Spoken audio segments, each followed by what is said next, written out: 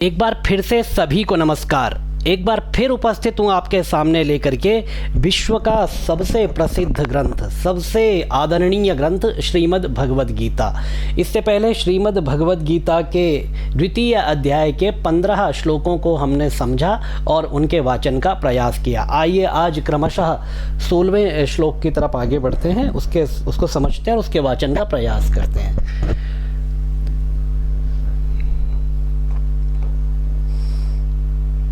नासतो विद्यते भावो ना भावो विद्यते सतः उभयोरपि दृष्टोऽन्तस्त्वनयोस्तत्त्वदर्शिभिः। नासतो विद्यते भावो ना भावो विद्यते सतः। अब ना असत विद्यते भाव। देखिए दो चीजों की बात यहां पर श्री कृष्ण कर रहे हैं। एक कर रहे हैं देह की और दूसरी कर रहे हैं देही की। देह को कहते हैं असत और देही को कहते हैं सत। ठीक है, और ये जो देही है यही आत्मा है और ये है देह अर्थात शरीर। एक और इसकी बात बताते हैं कि ये जो असत देह है यह अनित्य है और ये जो आत्मा है यह नित्य है। एक और विशेषण इसमें देते हैं, इसको कहते हैं विनाशी। ये शरीर कैसा है? विनाशी। और आत्मा कैसी है? अविनाशी। अब इतने विशेषण ये देह के लिए देते हैं और इतने विशेषण देही आत्मा के लिए देते हैं। कहते हैं कि ना सतो विद्यते भावो न असत विद्यते असतः विद्यते भावो। असत का भाव, असत की सत्ता हो नहीं सकती। आप ये जो शोक कर रहे हैं किस लिए कर रहे हैं? अर्जुन को श्री कृष्ण कहते हैं कि तेरे शोक का कारण सामने जो अवस्थित मांस पिंड के रूप में तेरे परिजन हैं उनके शरीर का पात होना, उनका मृत्यु को प्राप्त होना, क्योंकि ये युद्ध होगा, युद्ध में तेरे द्वारा वह मारे जाएंगे। यही तेरे शोक का कारण है कि अपने परिजनों का तुझे वध करना पड़ेगा। तू शरीर का वध करेगा, आत्मा का वध नहीं कर सकता, क्योंकि आत्मा तो न जायते म्रियते वा कदाचिन। आत्मा न मरती है न पैदा होती है, तो वध तुझे केवल शरीर का करना है। अब इसी बात को समझाने के लिए श्री कृष्ण कहते हैं कि शरीर तो पहले से ही असत था। अगर आज तू नहीं मारेगा तो कल शरीर की एक आयु है, एक निश्चित क्रम है, कहीं ना कहीं जाकर के शरीर तो अपने आप चला ही जाएगा। लेकिन वास्तव में जो आत्मा है उसका विनाश नहीं हो सकता, क्योंकि वह आत्मा अविनाशी होती है। अब कहते हैं कि शरीर की तो कभी सत्ता थी ही नहीं। ना सतो विद्यते भावो। असत का कभी तो भाव, कभी सत्ता के रूप में स्थापित वह था ही नहीं। न असत विद्यते भावो और ना भावो विद्यते सतः। और अभाव की कभी सत्ता हो नहीं सकती। ये शरीर अभाव है, ये शरीर असत है, इसकी सत्ता कभी थी ही नहीं, क्योंकि सत्ता उसकी होती है जो त्रिकालातीत होता है, जो तीनों कालों में अवस्थित रहे। शरीर कल नहीं था, आज है, कल फिर नहीं होगा। इसीलिए शरीर के लिए शोक करने का, दुख करने का कोई कारण नहीं है। वास्तव में आत्मा के लिए तू दुख कर नहीं रहा है। क्यों नहीं कर रहा है? क्योंकि आत्मज्ञान तुझे खुद का नहीं है, तो उनके आत्मज्ञान के विषय में कैसे सोचेगा? और ये सारे के सारे प्रपंच में जो तू उलझ गया है, ये शरीर के प्रपंच में उलझ गया है। तूने इसी को सब कुछ मान लिया है। एक एग्जाम्पल ले लीजिए, यदि शरीर ही आत्मा है, आत्मा अविकारी होता है, अविनाशी होता है, आत्मा में किसी प्रकार का कभी कोई दोष नहीं आ सकता। यदि शरीर को ही आत्मा मान लिया जाए तो उदाहरण के स्वरूप यदि किसी की कोई आंख खराब हो जाए, उसको दिखना बंद हो जाए आंख से, तो इसका मतलब शरीर में विकार आ गया। और शरीर को ही आत्मा मानेंगे तो आत्मा में भी यह विकार आ गया कि आत्मा अब देख नहीं सकता। अब विकार आने के कारण अब बताइए ये आत्मा अविकारी कहाँ रहा? इसका एक लक्षण तो अपने आप नष्ट हो गया, अविकारी। और जिसमें विकार आ जाए वह आत्मा कैसे हो सकता है? इसीलिए शरीर को आत्मा मानना छोड़ो। जिस आत्मा की हम बात कर रहे हैं, ना भावो विद्यते सतः, और सत का अभाव कभी हो नहीं सकता। जो त्रिकालातीत है, तीनों काल में अवस्थित रहने वाला है, जो अविनाशी है, उसका कभी अभाव हो नहीं सकता। और जो असत है उसका कभी भाव अर्थात भू सत्तायाम धातु है कि उसका कभी भाव नहीं हो सकता, उसकी कभी अवस्थिति नहीं हो सकती, और जो है ही नहीं उसकी अवस्थिति नहीं हो सकती, और जो विद्यमान है, जो त्रिकालातीत है, उसका कभी अभाव नहीं हो सकता। पितामह शरीर चला जाएगा लेकिन आत्मा जो है उनकी सदा अवस्थित रहेगी, क्योंकि आत्मा का कभी अभाव, क्योंकि आत्मा सत है और सत का कभी अभाव हो नहीं सकता। ना सतो विद्यते भावो, ना भावो विद्यते सतः, उभयोरपि दृष्टोऽन्तस्तनयोस्तत्त्वदर्शिभिः। उभयः अपि, दोनों को देखा गया है। दृष्टः अंतः, अंतः तु अनयोः, इन दोनों का अंतर देखा गया है। तत्वदर्शी भी, तत्व को जानने वाले जो ज्ञानी पुरुष हैं, महापुरुष है, उन्होंने इन दोनों के अंतर को, इन दोनों के भेद को समझा है, इन दोनों के भेद को जाना है। सांख्य दर्शन इसके लिए एक सत्कार्यवाद का सिद्धांत देता है। सत्कार्यवाद का सिद्धांत कहता है कि कारण से कार्य की उत्पत्ति होती है। जैसे कारण है बीज और कार्य है वृक्ष। अब किसी पत्थर से वृक्ष की उत्पत्ति नहीं हो सकती, कारण से ही कार्य की उत्पत्ति होगी।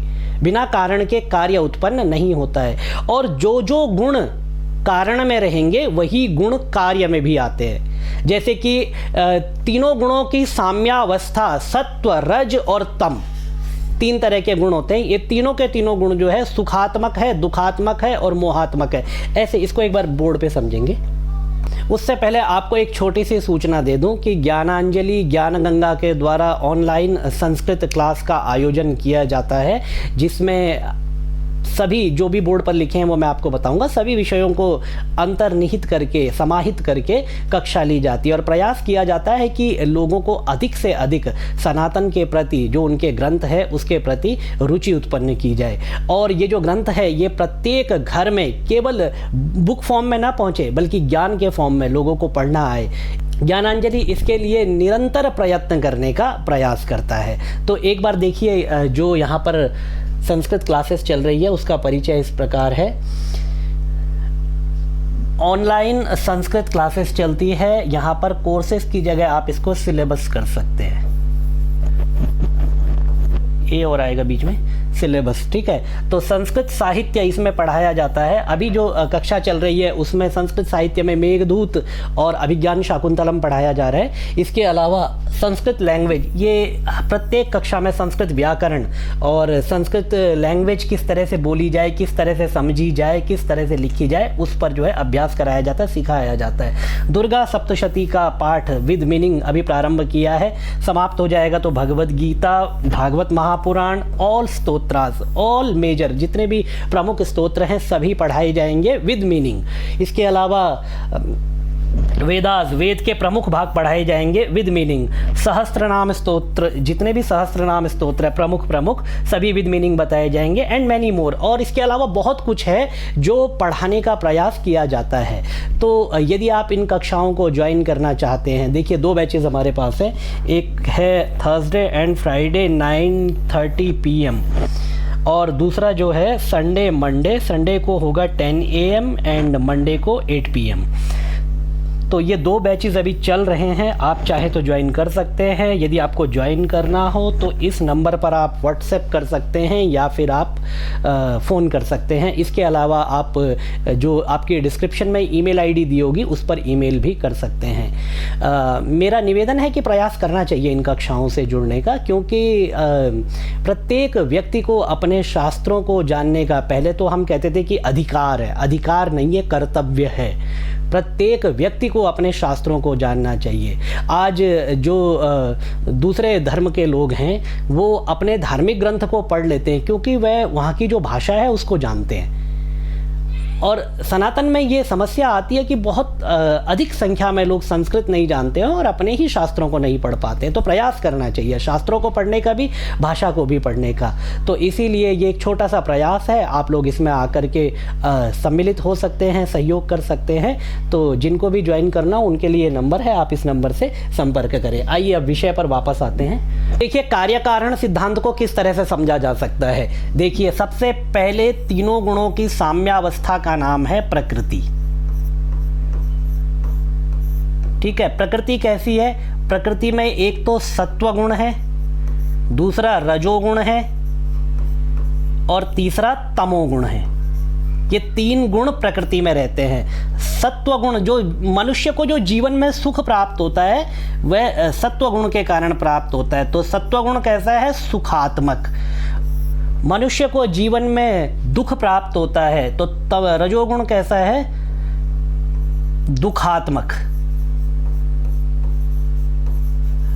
और तमोगुण है जो मोह प्राप्त होता है, जो विकार मन में आते हैं तो तमोगुण के कारण होते हैं। तमोगुण है मोहात्मक।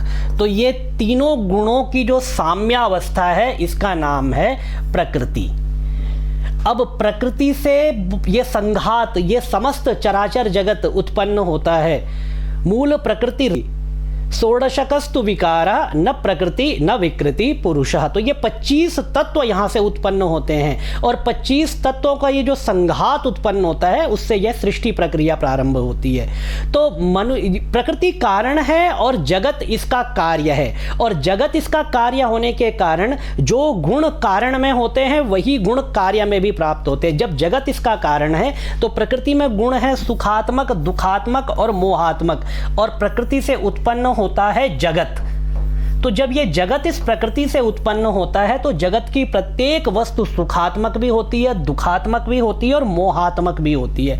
क्यों होती है? क्योंकि कार्य कारण का सिद्धांत है। जो गुण कारण में रहेंगे वही गुण कार्य में भी आते हैं। यही कार्य कारणवाद है और यही भगवान श्री कृष्ण समझाने का प्रयास कर रहे हैं कि सत्कार्यवाद का सिद्धांत ऐसे ही कार्य करता है। यहाँ पर आचार्य ईश्वर कृष्ण अपनी सांख्य कारिका में, सांख्य दर्शन में सत्कार्यवाद के 5 हेतु देते हैं। असत करणात्, उपादान ग्रहणात्, सर्व संभवा भावात्, शक्तस्य शक्य कारणात्, कारण भावाच्च सत्कार्यम।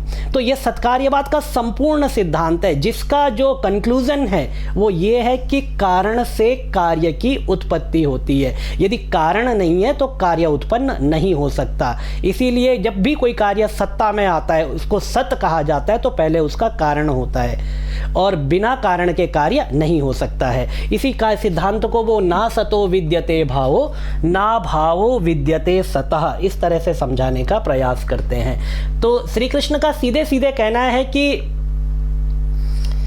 जिस शरीर को तू सब कुछ मान करके बैठा है उस शरीर की तो सत्ता है ही नहीं, और जिस आत्मा के बारे में तू कुछ भी नहीं जानता है वह आत्मा ही सत है। और वह आत्मा कैसा है उसके लिए अगले श्लोक में बताते हैं।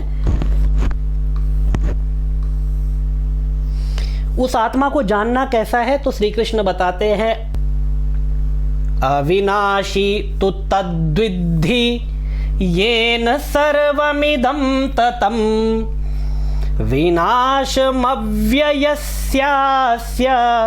न कश्चित् कर्तुमर्हति।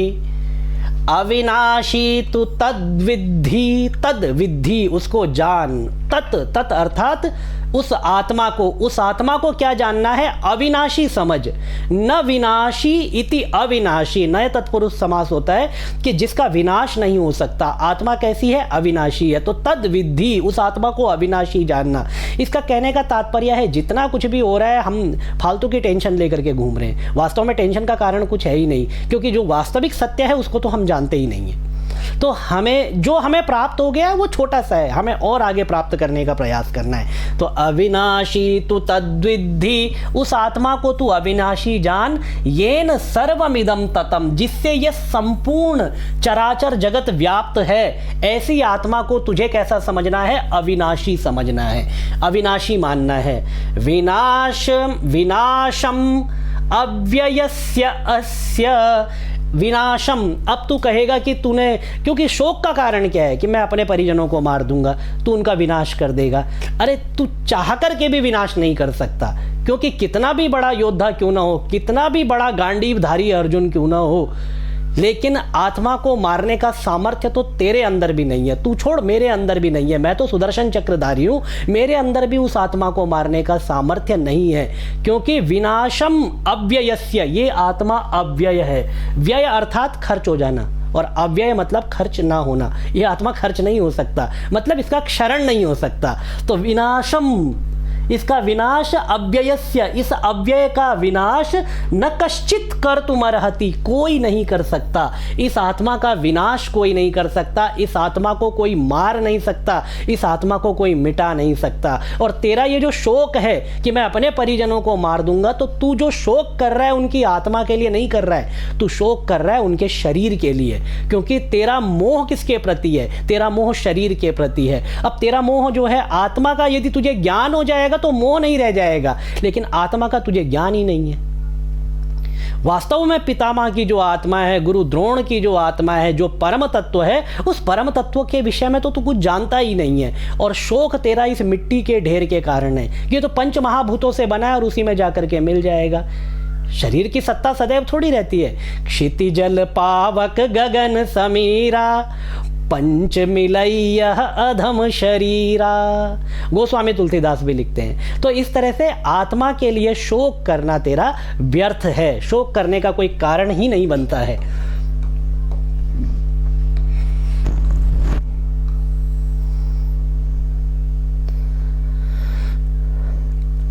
अंतवंत इमे देहा नित्यस्योक्ताः शरीरिणः, अनाशिनो प्रमेयस्य तस्माद्युध्यस्व भारत। अंतवंत इमे देहा, ये शरीर कैसे हैं? ये शरीर नाशवान है। अंतवंत, अंत वाले हैं, मतलब जिनका विनाश हो जाता है। ये सारे के सारे शरीर, मनुष्यों को, जीवों को, जिसको भी ये शरीर प्राप्त होता है, ये शरीर अंतवंत होता है, अंत वाला होता है। मतलब ये अपने विनाश को, जब ये उत्पन्न होता है उसी समय इसका विनाश भी लिख लिया जाता है। अब ये नहीं कि कौन सी आयु में होगा, कैसे होगा, क्या होगा, लेकिन एक सामान्य सिद्धांत है, जो पैदा हुआ है वह मरेगा अवश्य, जो उत्पन्न हुआ है उसका विनाश अवश्य होगा। तो ये शरीर अंतवंत है, और जिस दिन यह अस्तित्व में आता है उसी दिन इसके विनाश का भी निश्चय कर लिया जाता है कि इसका विनाश निश्चित है।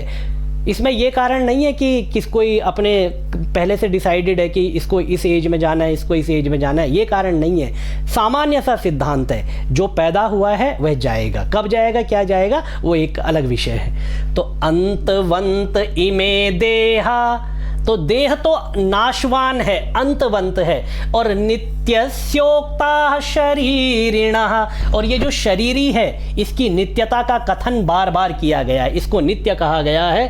अनाशिनः अप्रमेयस्य, और ये शरीरी कैसा है? ये आत्मा, शरीरी अर्थात आत्मा, ये आत्मा, ये शरीरी कैसा है? अनाशी, जिसका विनाश नहीं हो सकता, और अप्रमेय है। तस्माद्युध्यस्व भारत, तस्मात् युध्यस्व भारत, इसीलिए हे भारत खड़ा हो जा और युद्ध कर। क्योंकि जिस शरीर के लिए तू शोक कर रहा है, जिन परिजनों के शरीर के लिए तू शोक कर रहा है, वो शरीर तो अंतवंत वैसे भी हैं, अंतवान है। क्योंकि तू चाह करके भी उनके शरीर को, ठीक है आज इस युद्ध में 18 दिन का जो युद्ध है इसमें इनकी मृत्यु नहीं होगी, तो क्या ये कभी जाएंगे ही नहीं? ये शरीर की नित्यता को यदि तूने स्वीकार कर लिया है तो तुझसे बड़ा अज्ञानी इस समय कोई नहीं है। ठीक है, बहुत सारे लोग शरीर की नित्यता को नहीं जानते, शरीर के विषय में उनको संशय हमेशा बना रहता हो, लेकिन ये आपकी और मेरी बात है। हम लोग ऐसा जानते हैं, अरे जिसके रथ पर साक्षात पार्थ सारथी श्री कृष्ण बैठा हो और अपने मुंह से उसको बार बार बता रहा हो कि अंतवंत इमे देहा नित्यस्योक्ता शरीरिणा, ये समझिए कि उसके मन में भी इस तरह का, यदि श्री कृष्ण ने एक बार कह दिया, यदि उसके मन में फिर भी संशय, फिर भी डाउट है, तो इसका मतलब उसका मोह किस लेवल का है, उसका डिप्रेशन किस लेवल का है, उसकी जो उसके मन में जो ओवर थिंकिंग है वह किस लेवल तक चली गई है। उसको रोकने के लिए भगवान श्री कृष्ण उसको देह और देही दोनों का भेद बताते हैं कि अंतवंत इमे देहा नित्यस्योक्ता शरीरिणा अनाशिनो प्रमेयस्य तस्माद्युध्यस्व भारत, कि हे भारत खड़ा हो जा और युद्ध कर, शरीर और शरीरी के भेद को समझ और इस समर में खड़ा होकर के युद्ध में लग जा, क्योंकि युद्ध ही तेरा कर्तव्य है। युद्ध धिक क्षत्रियम तमथ यह समरेति दीना, यदि समर सामने खड़ा हो जाए, युद्ध सामने खड़ा हो जाए तो क्षत्रिय पीठ दिखाकर नहीं भागते। और तेरी प्रतिज्ञा भी है, अर्जुनस्य प्रतिष्ठे द्वे न दैन्यम न पलायनम, इसीलिए तस्मात् युद्धस्व भारत, हे भारत खड़ा हो और युद्ध कर। तो आज के विषय को हम इन्हीं श्लोकों पर रोक देते हैं। इसके आगे का जो वीडियो होगा, जो श्लोक होंगे जिनको मीनिंग होगा, वह अगले वीडियो में आपके सामने लेकर के जरूर आएंगे और इस विषय को निरंतर चलाते रहेंगे जब तक यह समाप्त ना हो जाए। मेरा एक छोटा सा निवेदन है कि आप लोगों तक इसको शेयर करें। श्रीमद् भगवद गीता लोगों तक पहुँचनी चाहिए, उसका अर्थ लोगों को पता होना चाहिए, ताकि यदि कोई विधर्मी, कोई आतताई, कोई कालनेमी यदि आपसे प्रश्न करे तो आप श्रीमद् भगवद गीता के द्वारा उसको उत्तर दे सकें। क्योंकि प्रायः जब हमें अपने शास्त्रों का परिचय नहीं होता, ठीक से ज्ञान नहीं होता, तो हमें वहाँ पर चुप होना पड़ता है। तो ऐसी स्थिति में हम ना पहुँचे, इसीलिए प्रत्येक व्यक्ति तक शेयर करें और प्रत्येक व्यक्ति के मन में गीता का ज्ञान पहुँच जाए, यही हमारा एक प्रयास होना चाहिए। तो आज के विषय को यहीं पर रोकते हैं। भगवान श्री कृष्ण हम सभी का कल्याण करें। ओम भगवते श्री देवकी नंदनाय नमः।